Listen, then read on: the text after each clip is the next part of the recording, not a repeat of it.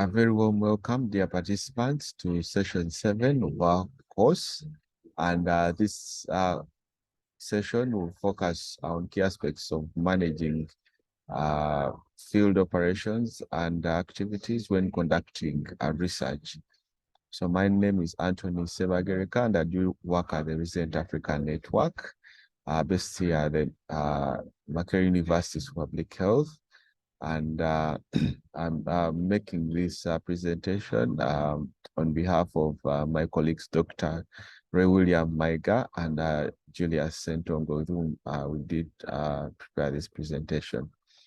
So this session has four key objectives, and we expect that by the end of this session, each participant will be able to, first of all, elucidate the best practices for training field teams, as well as preparing for field work when conducting research. And just the second objective is that we expect that each participant should be able to elucidate the processes for managing a successful data collection exercise when conducting research. And then we expect that each participant should be able to describe the community and household entry approaches and processes that when conducting data collection related to research.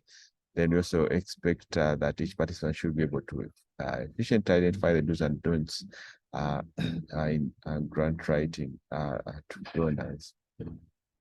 Now, specifically, when one is preparing for field work related to research, you should be able to carry out certain key aspects or activities in preparation for field work. So key among these is what we call the community entry processes or activities. So one of those is that we commonly do and we should do is paying courtesy visit to the local government authorities, or these are like the duty bearers. So often we in many of the research settings, we have the local government leadership at the grassroots levels that are administratively mandated to govern the lower level units, administrative units. So it's important that before you conduct research it's important that you actually pay courtesy visits to these administrative units and the leadership of the administrative units to notify them of your presence before you start conducting research activities, but also to be able to seek their authorization to be able to conduct any activities within their zones of jurisdiction. So some of these examples of local government administrative units could be districts or provinces or regions, and all zones or wards, depending on which part of the world you're actually conducting your research in. But these are normally lower level administrative units where your research participants are actually allocated. So as you go to seek administrative clearance, the lower level government units of administration, you need the formal letters of introduction for your study. And this is often obtained from your institution. So this letter should be able to introduce the study and what the study is about. Basically, so it should be able to include notification that that the study has been cleared or has received approval from the relevant ethical clearance boards, but also I should be able to include the contacts of the key contact persons that for the project. That includes the project principal investigator, our project lead, as well as the coordinator. So these include, so they should be able to include their names, the contacts. That means the email address, and as well as the telephone contact, for ease of contact to reach in case anyone has any questions along the way as they conduct research. So you also need to carry along the ethical approval letters. So that means that those are letters for ethical approval from the respective research ethics committee, as well as the respective national level research clearance institution authority. So once you've been able to get authorization from to move ahead with your study, is from the respective local government unit, administrative unit, and often this is usually takes different forms. It can, sometimes the authorization is in form of a stamp, so they will append the stamp or signature on that, on your introduction letter, or sometimes they actually write a separate letter, confirming that you've paid a courtesy visit, introduced the study to them, and now you've been authorized to conduct the study, with specific details of the dates when you'll be present in the region or areas of jurisdiction, and which people actually you'll be doing or visiting, and what activities you'll be doing. So it's very important that you explain as much detail as possible to the respective members or leaders, so that you actually get the necessary support. Yeah, so also it's important that you also remember to introduce the field team. So who the supervisors will be for the in that respective regions, and also the data collection team, so that in case they have any problems administratively, they can actually be able to get quick help along their way. So at the grassroots levels, also important that you introduce, the study to the grassroots leaders. Now, these are really very important community entry points for the study, in that they know where everyone literally is most of the time. They have access to households, and many of the community many of the community level study subjects or participants, actually they have access to them, and one way or the other. So it's important that you introduce yourself as well to the grassroots level leader, so that you're able to get clearance from them, but also to get buy-in from them in case you need any quick mobilization, especially for the focus group discussions for the community members, who I need them that participate. These grassroots level community leaders are very, very key, instrumental in actually mobilizing them quickly, and also even being able to identify a neutral place where you can be able to hold your focus group discussion. So as you also, another important aspect in preparing for your field work is sampling. And by sampling here, we are referring to identification and of the sampling units, the sampling frame, but also to be able to come up with your sample. So often if you're doing a population-based survey, it's important that you actually reach out to the respective national institute of statistics, or some in some countries we call them the National Bureau of Statistics, and this is the custodian of all national level data, and they also have are mandated to also to produce sampling units for national level representative studies.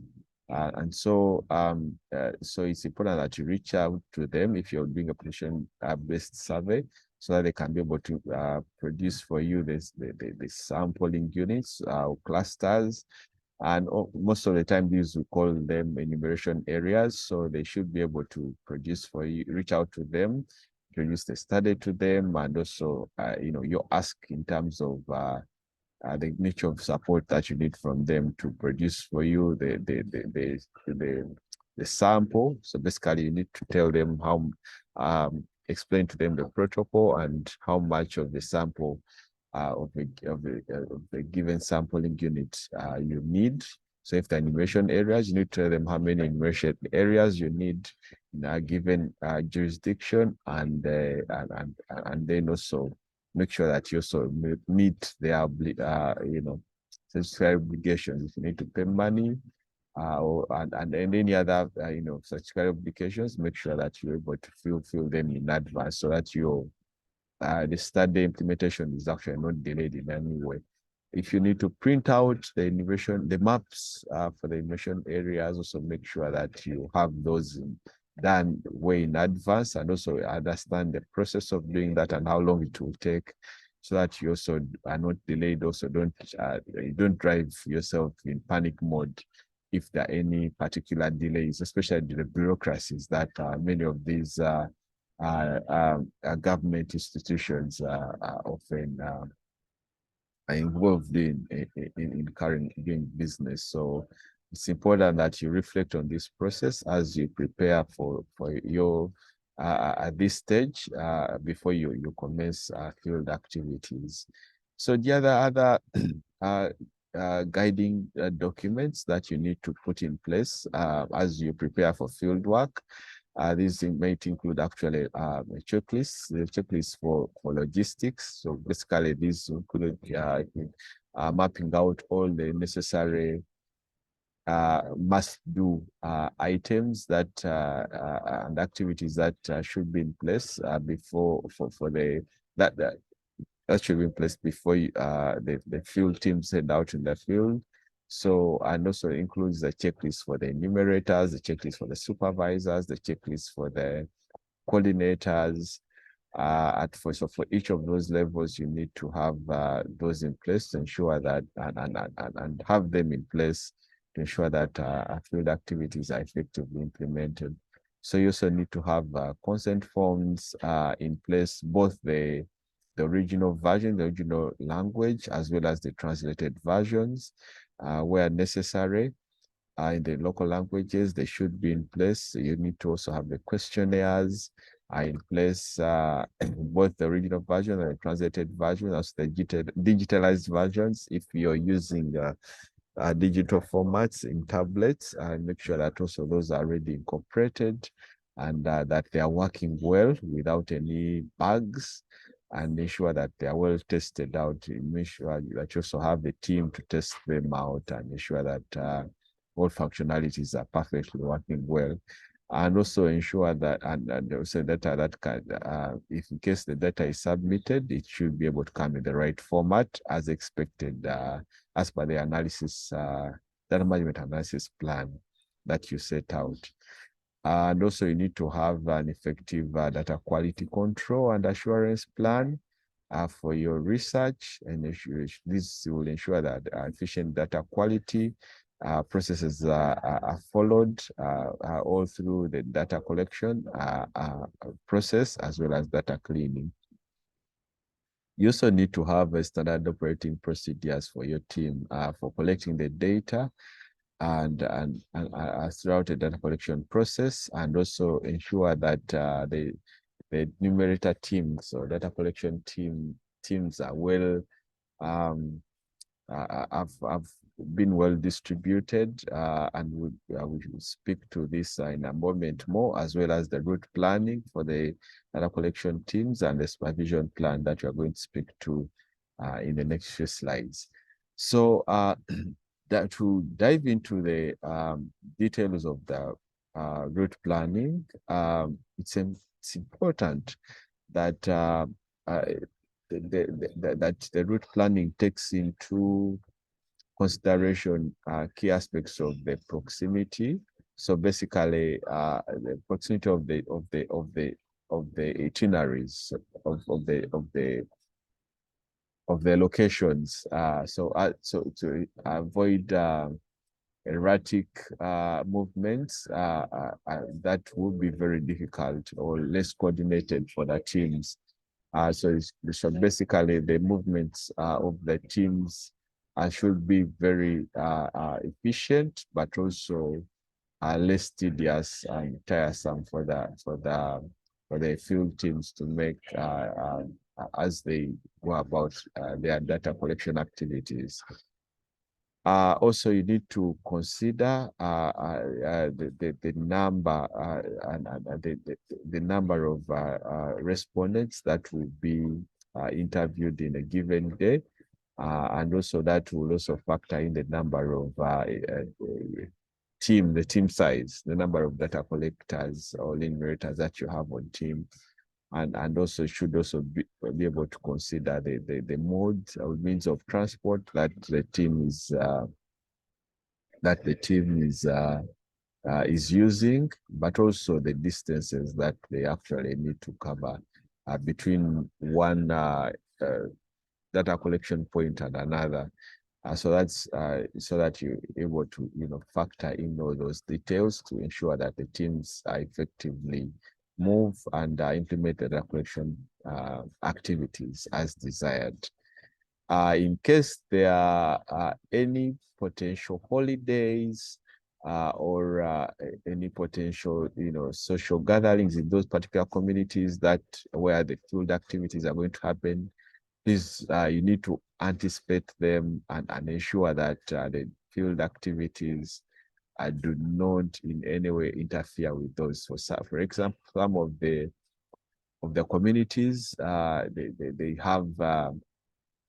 they have special social gatherings like barrios, or they have community meetings periodically, or sometimes they even could be having a function or a special holiday or festival right about the same time when you plan to do the activities. And these are sometimes seasonal, sometimes these are actually indeed planned, so they can be anticipated, especially within the knowledge of the local leaders. So it's important that you situate your itineraries and plans, factor these in very well, so that your data collection activities do not interfere in any way with these important social activities for your study participants. Yeah, so otherwise, the teaming for the data collection, team allocation, and composition should be quite cognizant of the equity aspects, basically, of not only in the gender-related aspects of gender balance between male and female, well, being cognizant of the fact that actually, as some respondents sometimes prefer to be interviewed by a certain gender compared to another, but also all feel more comfortable. If it's, for example, a focus group discussion, they feel more comfortable having a female part of the research team, being part of the research team, or a male being part of the research team. They feel more comfortable rather than being all one whole gender. So it's important that you factor this in, but also in terms of capacity, the capacity or multidisciplinarity of the team is also very important, so that you ensure efficiency and effectiveness of the data collection process. So you need to factor this in as you plan your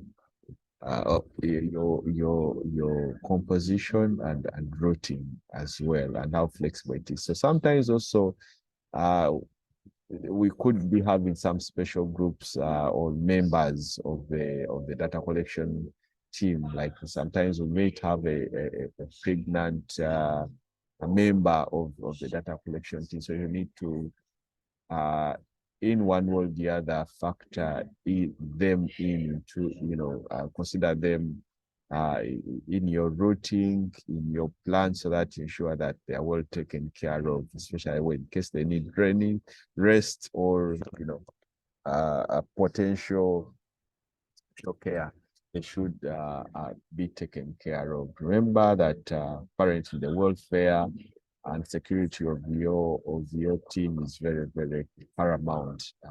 As you For you as the team lead or team coordinator, it's very important that the welfare of your data collection field teams is upheld at all times. Right. So the other key aspect of your preparations for the field work will also include aspects of engagement with the community, and how the communities will actually be engaged. So at the end of the day, as we we plan for field activities, remember you need to ensure that you include aspects of best practices for conduct of research, including beneficence, and ensure that also the communities, one way or the other, benefit, and the research participants in one way or the other benefit from your study. And so this should be very clear and demonstrated not only to the local leaders, but also the research participants, so they don't feel like they're just being used, by the research team to collect the data and vanish in thin air and never benefit in the study in one way or the other. So it's also important to consider that each team should be very well supported, and supervised by a more senior member of the research team.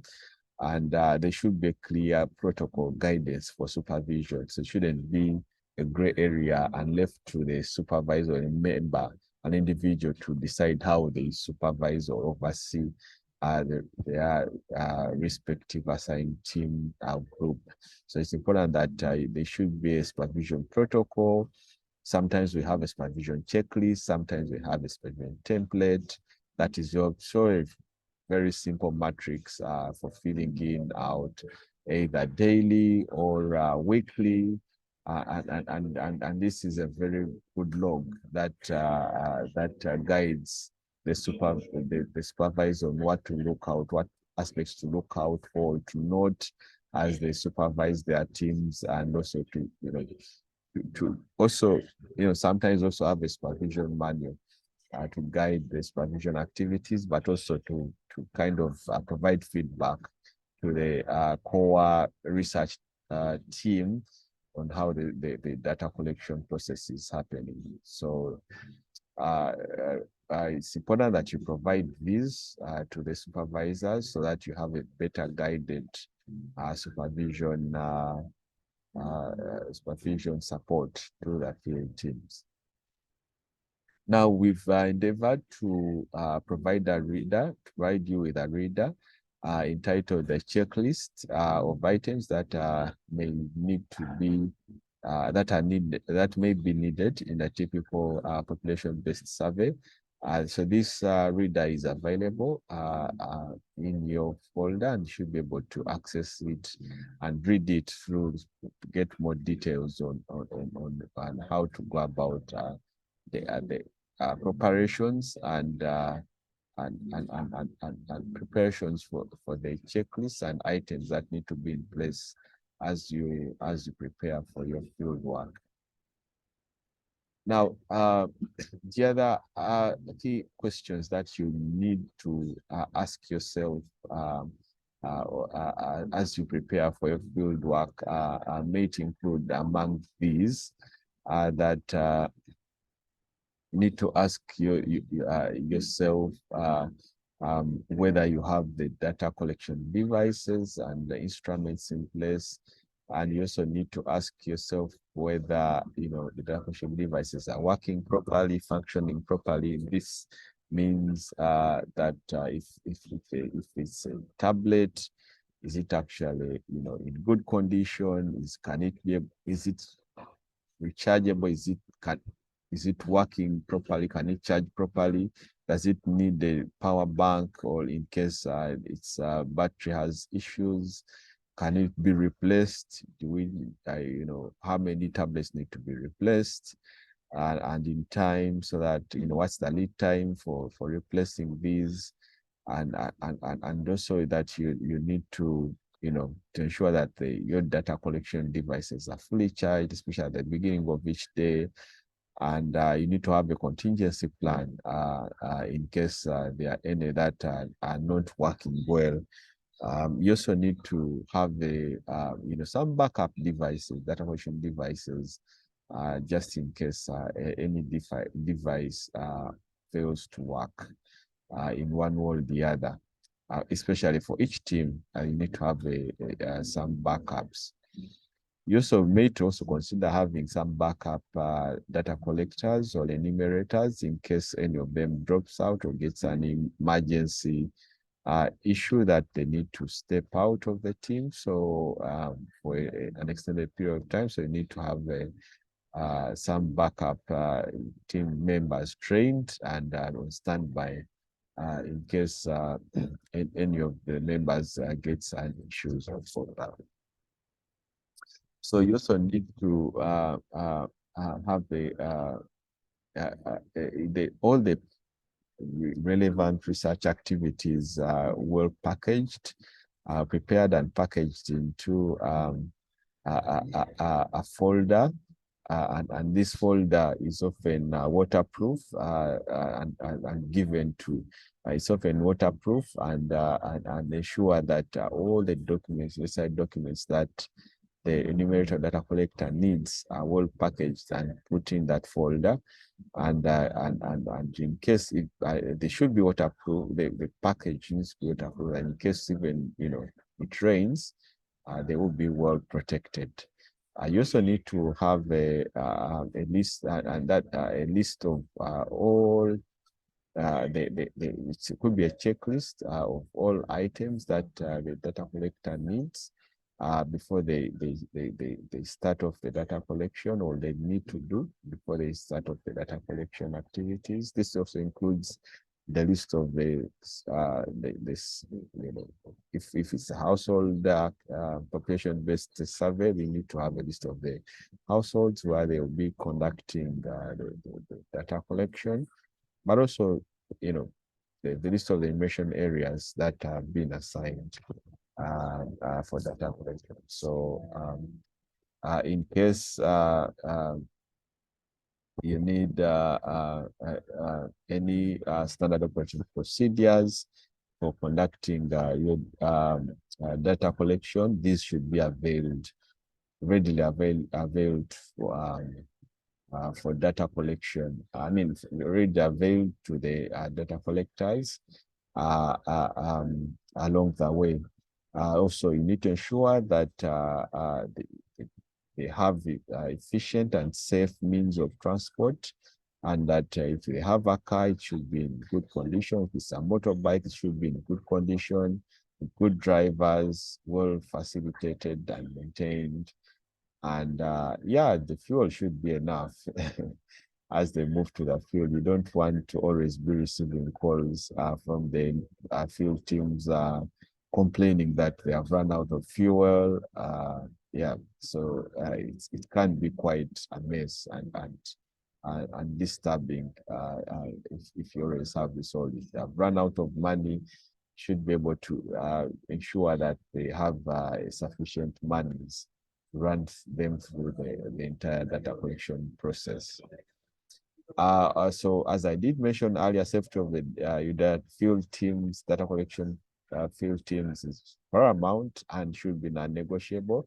So ensure that your field teams are safe where they are sleeping, where they are going to do data collection. If you're carrying out your data collection in a conflict setting in some countries, or data collection districts or regions have some conflicts or wars or civil unrest in one world, the other on security, ensure that the areas where that your data collection field teams are operating are safe, and ensure that you keep on checking on them on daily.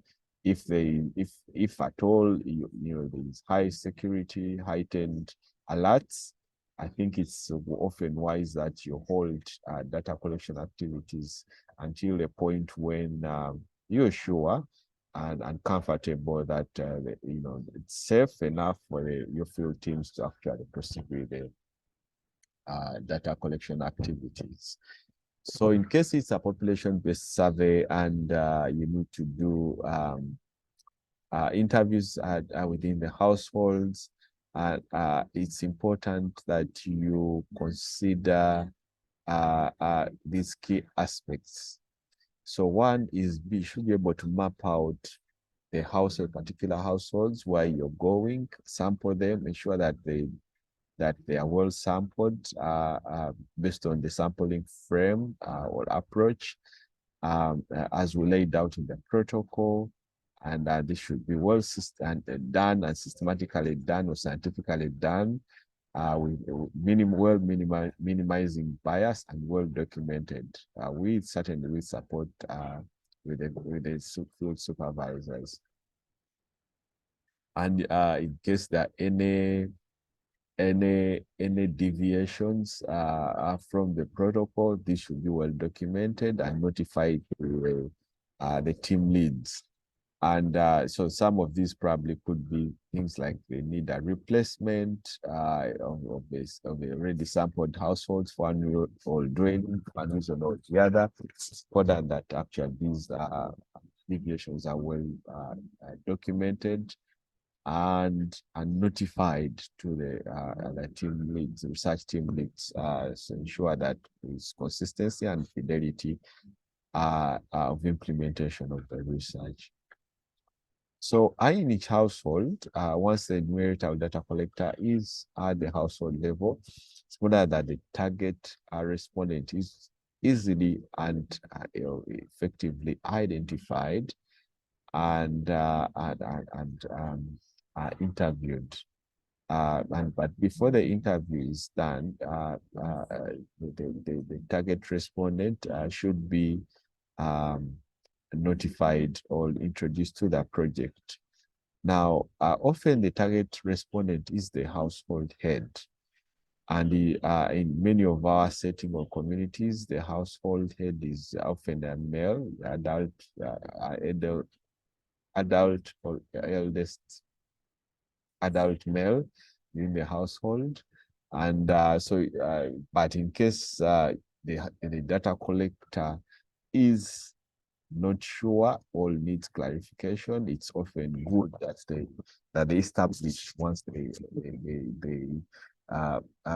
arrive at the household to establish who the household head is, and then they can introduce the study to them, as well as go ahead and seek the authorization to interview the respective target respondent and carry out the research within their home or household. Now, in case they have any questions before they commence the interviews, it's important that the enumerator takes effort to answer or respond as much as possible to those questions or queries before they commence the interviews. In case the household head is not available, often we seek the next best alternative in terms of who would be the next, the de facto deputy. And sometimes this is either the mother or the wife or the eldest female in the household. However, in case again the data collector is or the enumerator is not certain about this, again often they do ask. The adults who are within the vicinity or within the household, and they get the best guidance. In case there is no adult within the household on the day of the visit, or that at the time of the visit, often the data collectors are advised to defer their interview process until there is a competent adult person, individual within the household to grant authorization and access. Yeah, so within our community or household level hierarchy, it's important to follow the hierarchical household structure and respect the norms and cultures within a given setting to ensure smooth implementation of the field research activities. So the other important aspect to consider is that you should be able to ensure that the purpose and objectives of the study are well explained to the household head and study participants, and seek their permission to conduct the study within their household. And you should be able to inform them what of all the activities that you're going to do while implementing this activity, the research, and hence be able to seek their help whenever needed. And whenever needed support. All right. So once you also need to remember that once you're in their household, you ensure that you respect their norms and cultures. Ensure that you're properly dressed and appropriately dressed for both males and females. You should be very sensitive to the culture and the norms of the society where you're going, and ensure that you're not scandalous in any way to the people and communities you're going to do research. So you have to do background search and ensure that you are your not only your language but also your dress code is culturally appropriate. Ensure that you always keep time and arrive in time and away in time for the interviews. So the other important aspect to consider is that you shouldn't also arrive either too early or too late in people's homes. So some homes, some communities, people wake up rather seeming not that early. So if you arrive at 6 a.m. in someone's home and you find them early for, around 6 a.m. Before dawn, or it's it might be quite inconveniencing, especially knocking on people's doors or getting them out of bed for an interview. And likewise, if you want to, comb up all the remaining households within the community, yet it's actually getting late at 7 or 8 p.m. It's quite not prudent to knock at people's doors to interview them at 8 p.m. when it's already dark. So ensure that you respect people's norms. If you're not sure, I think it's always important to ask the community leaders, especially during the community entry activities or meetings. Ensure that you well adhere to the respective community norms. Yeah, so always ensure that you make a very good first impression, use appropriate language, and as I did mention, have a very positive approach, and in case there are any strange things, relatively strange things, or cultural clashes that you may experience in one or the other, or one event or the other, please make sure that you have an open mind and ensure that you know always the study participant and comes first. The interests and obligations. Our obligations are to respect and the interests and the values of the research participants at all times. And also, yes, so remember to administer consent before you start the interviews, as well as stress that aspects of confidentiality of all the information that will be discussed during the interview, and as much as possible answer their questions as I did mention earlier. So it's important to identify a neutral venue where you'll be interviewing the study participants. Sometimes it's depending again on the topic we ought to be discussed. Sometimes it's convenient to sit within the house or the dwelling. Sometimes it's preferred that they actually, sit outside, or sometimes they prefer to actually get just a neutral venue where away from the dwelling, to get privacy. So it depends. Again, it's important that you seek before you start off the interview. You seek, what you seek clarification from the study respondents on what they would actually most conveniently prefer before you start off the interview and go with that. For as long as it's well acceptable within the conduct of research, but also within the community. So while introducing the study, always remember to obtain a statement that introduces the purpose of the study, and who that includes aspects of who will be the study participant and how they would actually benefit from participating in the study. And for some of the sensitive topics, you have to ensure that you use a rather neutral language or terminologies or words that are not as scandalous or may not be offending, but also are quite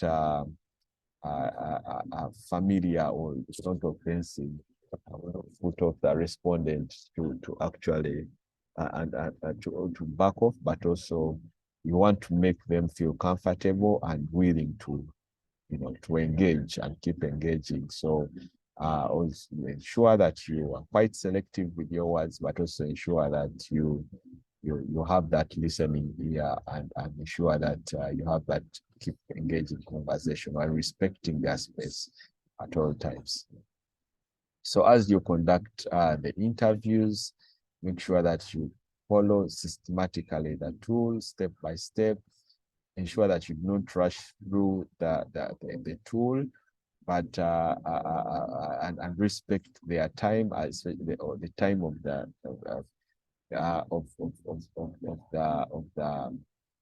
study respondents or participants, as especially as they speak.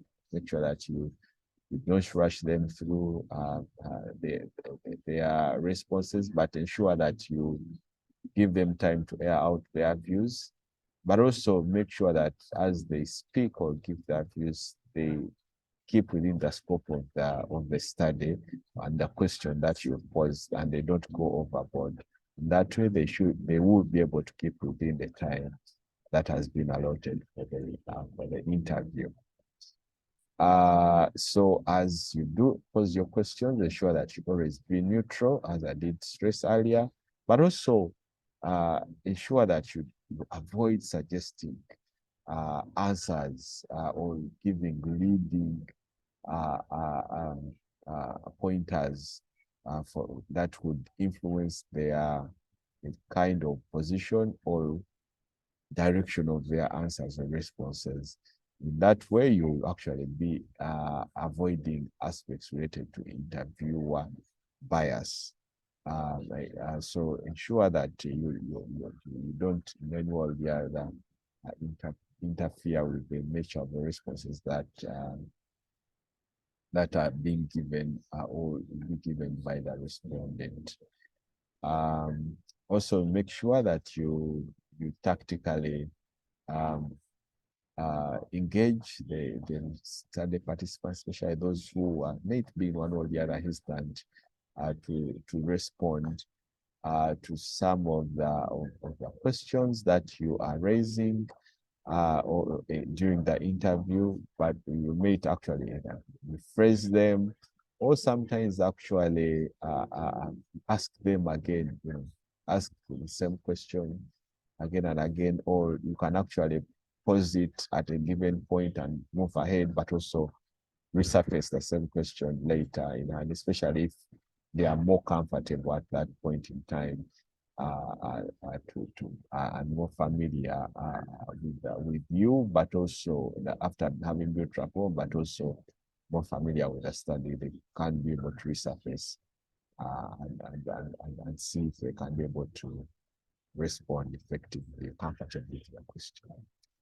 Yeah, also avoid asking double-barreled questions. These are often two-sided questions that may elicit more than one response or perspectives or sides of the research. So important that for clarity and to get a clear responses, ensure that you ask one question at a time and which would elicit one particular response at a time. That will provide not only clarity, but also ease of response of the question that has been posed. Ensure that you do not interrupt, don't seemingly employ a style of interrogation for the study respondent, but ensure that you are not only open when posing the questions, but also that you are using a more diplomatic approach to asking questions and making them feel comfortable in responding to their questions. Yeah, so as what all questions during the conduct of research are often used, put in the tool, always put in the tool, a guide or instrument that should be adhered to as one is conducting asking questions. So it's important that you follow the instructions and follow the detail of the questions in the same order as has been posed, and ensure that you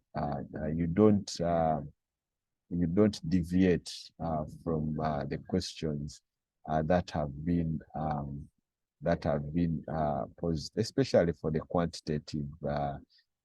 quantitative instruments. Ensure that the or questionnaires, ensure that the tool, the questions that have been posed or written in the tool are posed or asked in exactly the same way as has been written there. Why we do this is that it's important to ensure consistency and precision of the questions that have been posed, but also the nature of the responses that have been enlisted, that will be enlisted, should be consistent.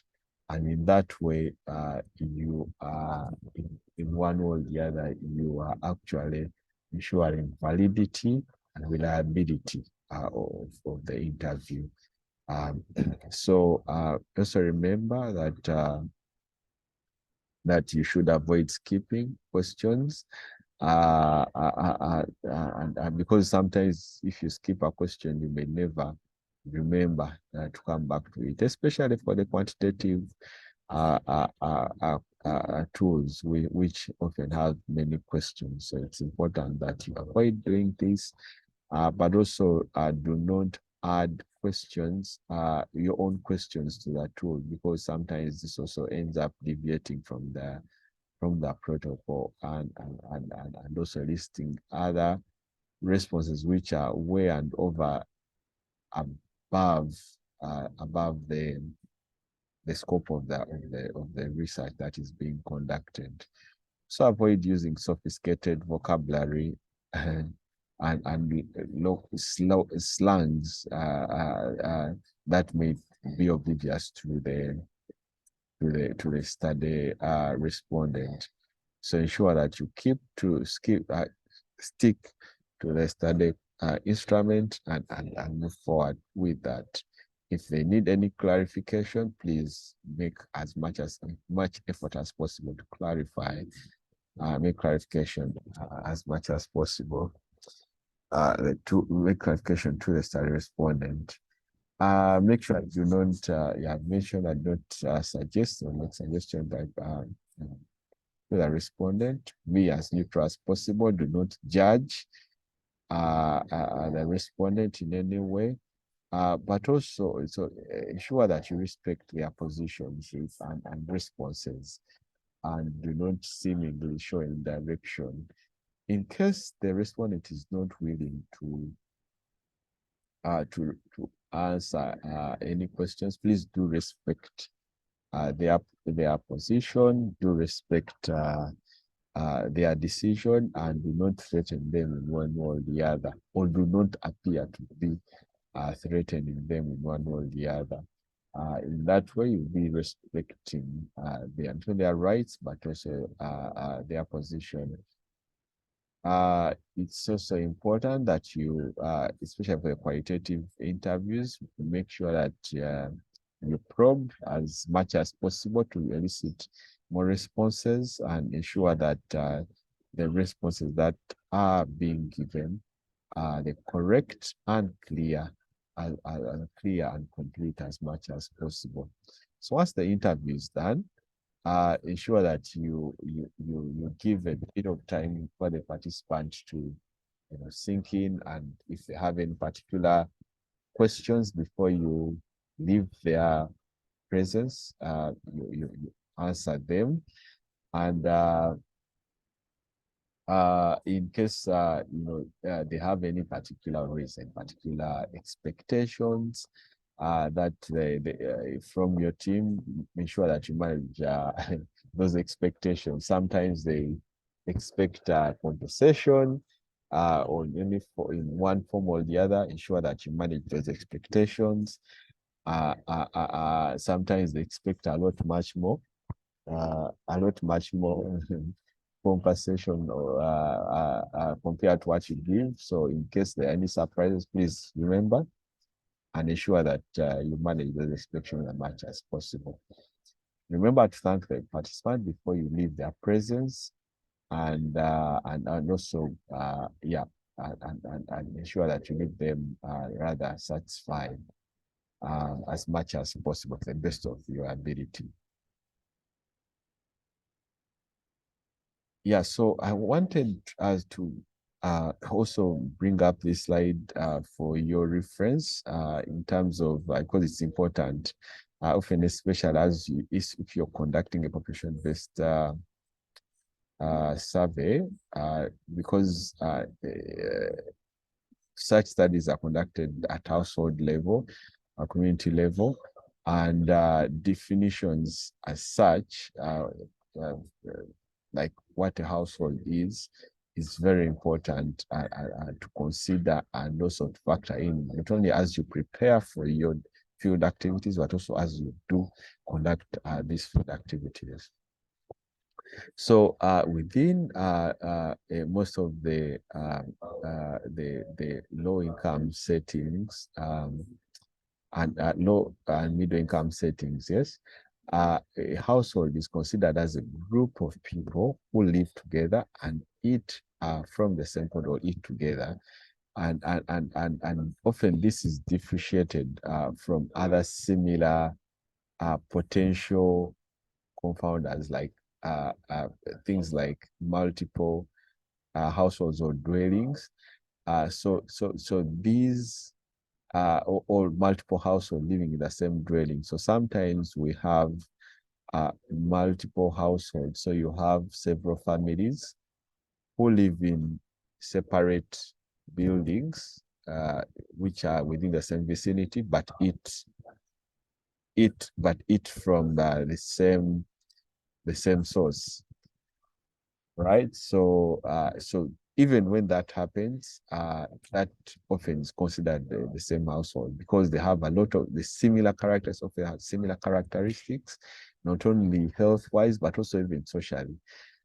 Likewise, this is different from if you have multiple households who are living in the similar vicinity, similar vicinity, meaning the similar homestead. So basically, you can have multiple households. Each of the households is living in a separate dwelling, but these dwellings are actually in the same homestead or the same courtyard, basically. Yeah, but even when these households are, feeding from separate pots, or they cook and feed individually separately. Yeah, so these will actually be henceforth based on this definition, standard definition. They will be considered separate households because of the fact that they are eating and feeding uh, separately. They actually will set by that fact have different health related characteristics, as well as a separate, often then different social related connotations. So there's often a minimum duration of time that sometimes is considered for someone to belong to a given household.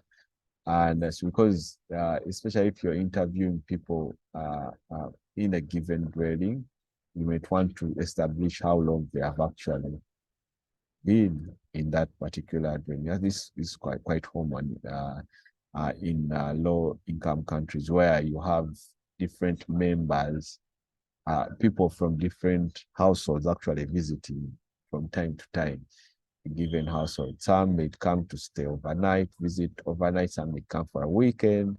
Sometimes they come for 2 weeks or a month and they go back. So it's important that if you're to interview members of a given household, it's important to also establish how long they have been and in that given household, staying in their household, and that also help you to validate the nature of information that eventually give you about a person of that given household. Yeah, so in case you have to establish also, you may also need to establish who is eligible to be interviewed in a given household. Yeah, so your study should be able to clearly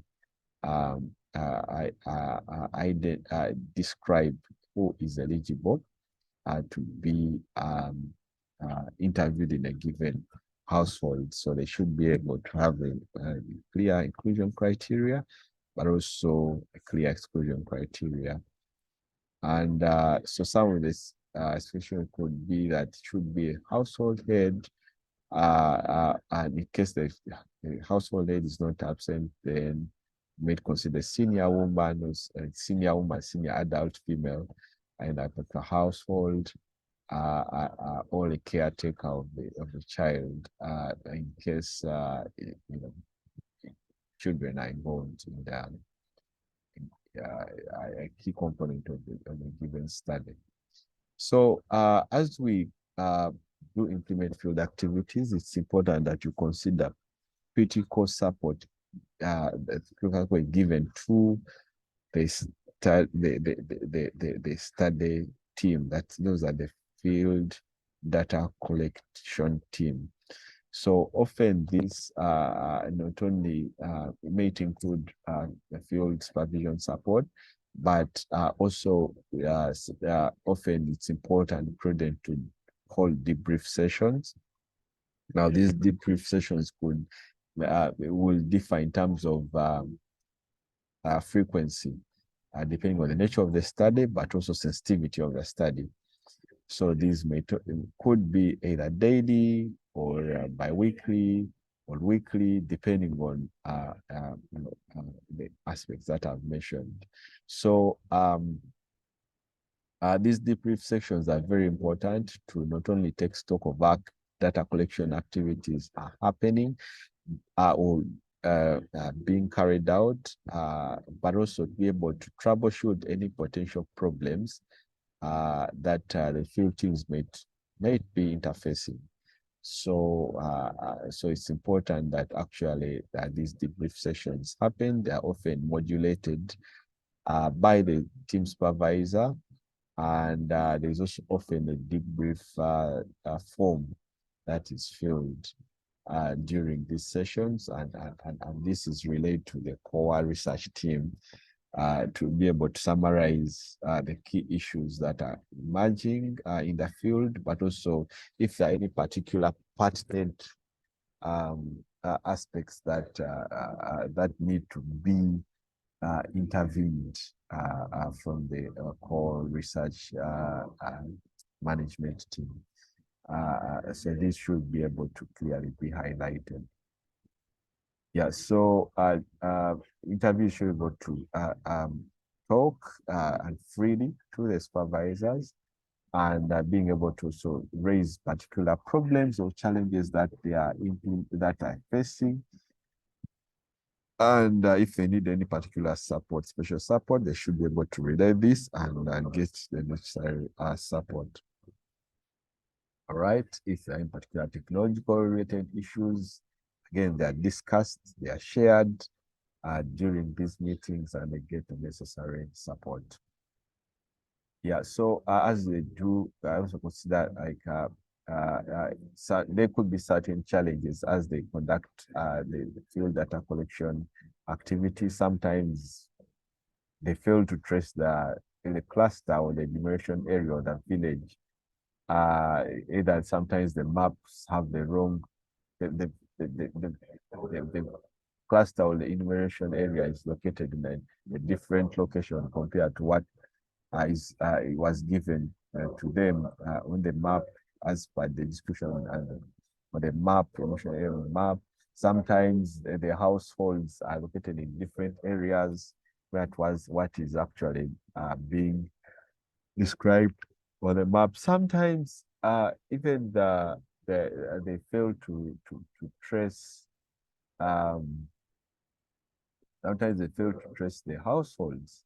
So sometimes even the number of households that are already provided in given mention areas is way below what they actually find on ground. So it's important that the field supervisor provides this necessary support in timely fashion, but also in liaison with the local leadership, local or village leadership, so that they are able to quickly and effectively provide guidance and support and effectively proceed with the field data collection activities.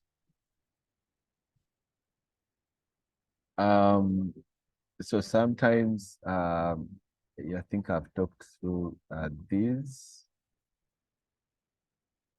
Yeah, some of this. So sometimes some of the problems that some of the data collection teams may face is that the selected respondent may not actually live in that particular structure or household that has been selected. So often, again, with the help of the guide, field guide, local guide, local guide, you can be all the village health team or community health worker, wherever they are, in case they are available, should be able to provide or get support and be able to identify this particular person. In case sometimes the household which has been sampled is found when it is closed. Sometimes they find when the families have temporarily moved or relocated. Sometimes they find when the household have, permanently moved. So in case they have temporarily moved, against often the field guide is able to establish this and be able to, also find out when they think or know that expect the families to be back. Sometimes you have to give either a phone call to the household head and establish when the families will be back. If it is practical, the field teams can be able to do a call back on a later date when the team, the families will be back. In case it's not practical, then they may consider doing replacement. Again, the decision still lies again between the supervisor and the core research team to make that decision based on rationality. Okay. In case again the house, some point household is literally closed for a long time, again we consider doing replacement. So the other problems again that you may meet along the way as you implement the field activities, that sometimes none of the target respondents in your household are consented. Sometimes you can start the interview and, few minutes into the interview, either the respondent refuses to proceed with the interviews and say, oh, I've become busy, or, the child starts crying or gets an emergency or is called to work, or, basically one reason or the other, the respondent has to move away. So, I mean, it's important that, you have a protocol, a field protocol on how to respond or manage to such eventualities that may happen, so that you don't leave it to open the data collectors to handle it differently. It should be anticipated and managed better. So the other issue that you might consider, that you might meet in the field, is that the respondent might actually no, that you might fail to complete the interview. And so again, rationally, you might consider either to, depending on the level of the interview, you might consider to either, repeat the interview, not if in case they just started and it's broken. It's halted, or you may consider to, to continue, halt and continue in case at a later time, in case the respondent is willing to, be available next opportunity, or you may consider actually just marking it as, not complete, and proceed or replace it with another respondent. So it's important that you reflect on these and do a rational judgment of what is the best thing option to do, right? Sometimes so as you do reflect on supporting or approaches to support the study response, support them other way. Sometimes we have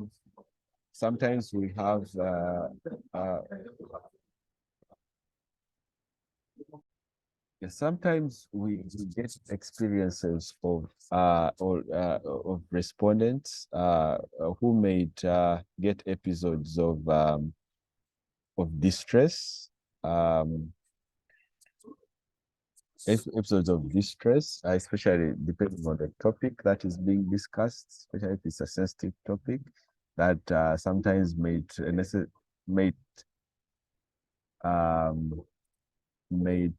cause them to reflect or remember on some very painful past events, and may actually eventually trigger some very distressful episodes of distress. So it's important that the data collectors are trained on how to effectively handle such events. So these makes the data collector may not even know that actually it's an episode of distress. So these may manifest in situations like the respondent may end up crying, may end up visibly sad, may show gestures of sadness or restlessness, or deep sorrow, or they may end up being appearing quite so defensive and hostile, and you know and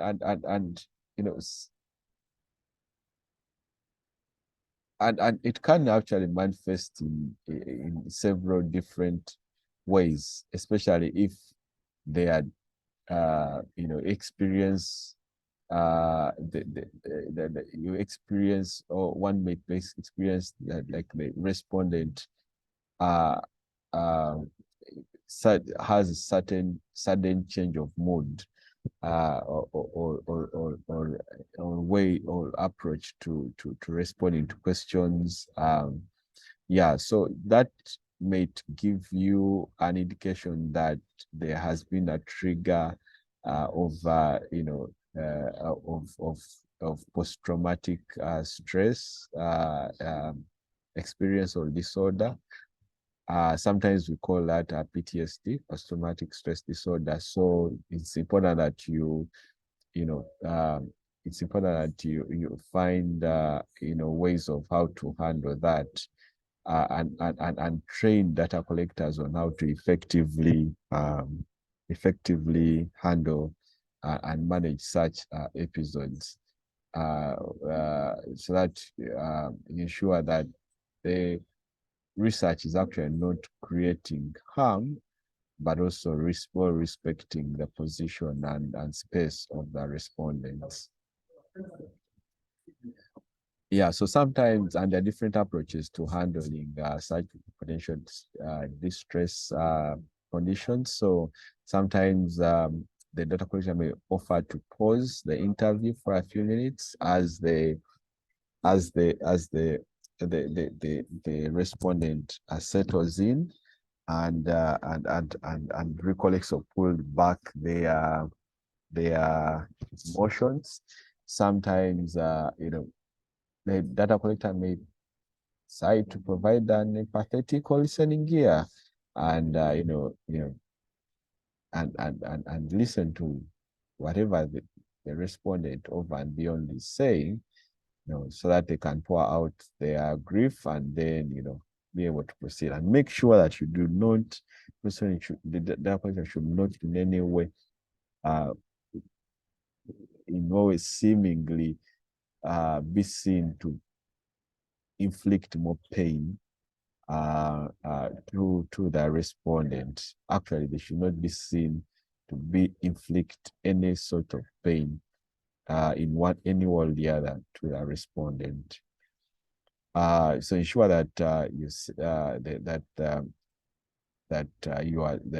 data collector should ensure that they're patient as possible, but also they should be empathetic to the respondent, and if necessary, I mean, it should be prudent to take a break until a later time, defer to a later time when the respondent is more comfortable to proceed with the study. Because they're not comfortable to proceed the study, I think it's just prudent to hold that until further notice.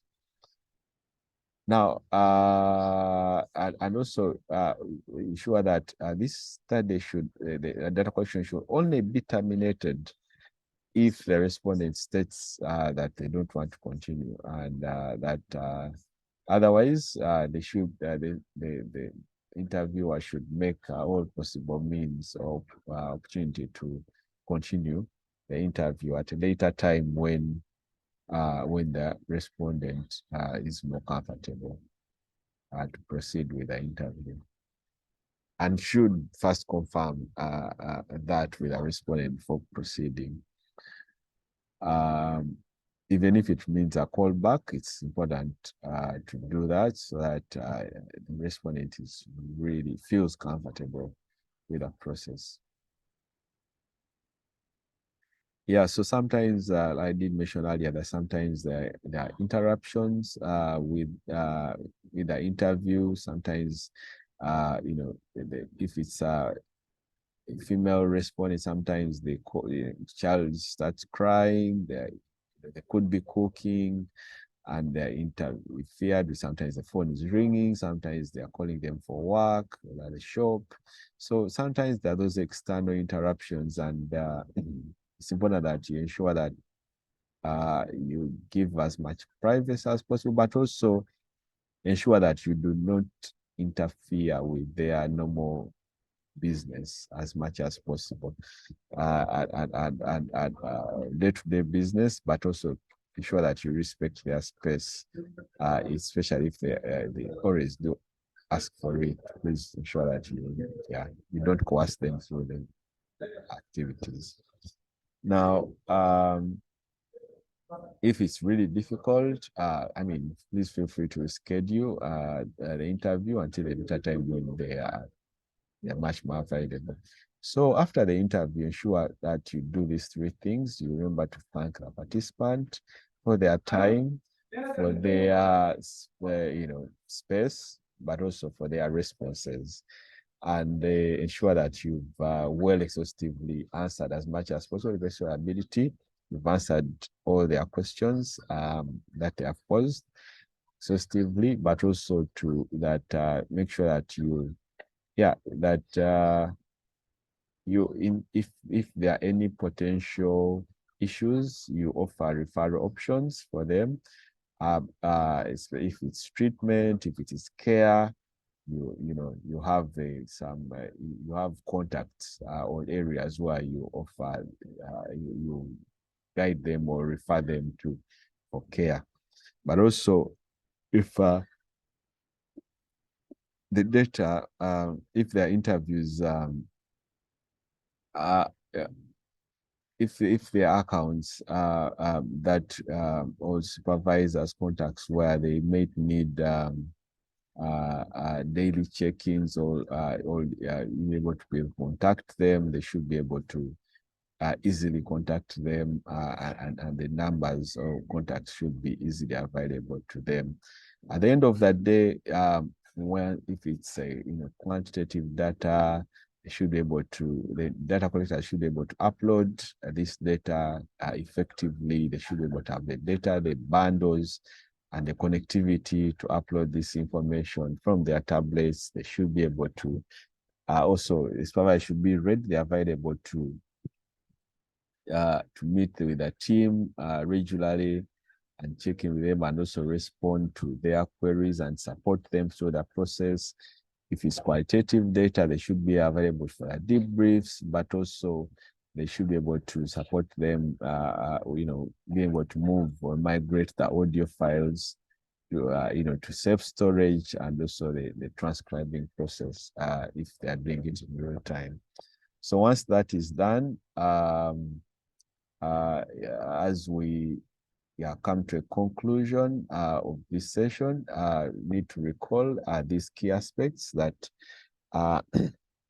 where we started from, that as one does the courtesy calls and the pre-visits to the local administration and units of administration, make sure that you visit the duty bearers and get their clearance. Remember to plan for the itineraries, the visits, and the teaming. Remember to do effective sampling and selection of the sampling units with the collaboration with the respective duty bearers, as well as study a section of the study respondents. Remember to plan the logistics, the for the field teams and the checklists and all the necessary materials to be ready in place. And for the fieldwork activities, ensure that you've gotten all necessary approvals, ensure that you ensure all ethical standards and SOPs are adhered to and upheld and available for the teams. Ensure that, that the sampling strategy is also well maintained as per the protocol with limited bias, and ensure that also that we have the supervision and the and quality control and quality assurance support is well provided and maintained. Ensure that we have a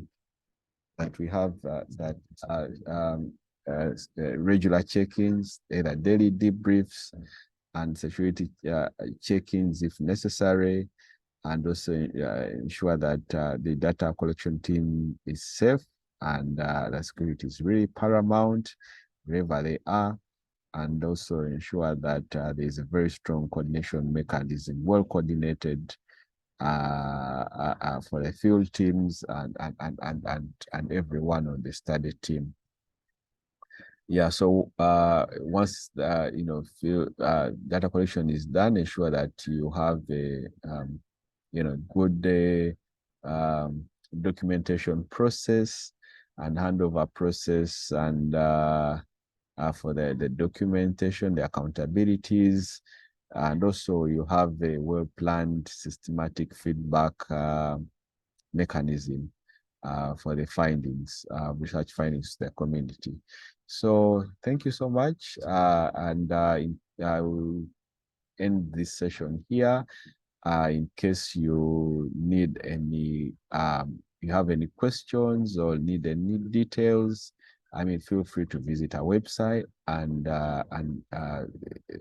also our email is ready available there, Visit Africa Network, and we'll be happy to respond to any questions or even share more experiences with in a vast research experience that we've had over the years, and we'll be happy to keep in touch. Best wishes, and I'll pause it for now, and till next time. Bye.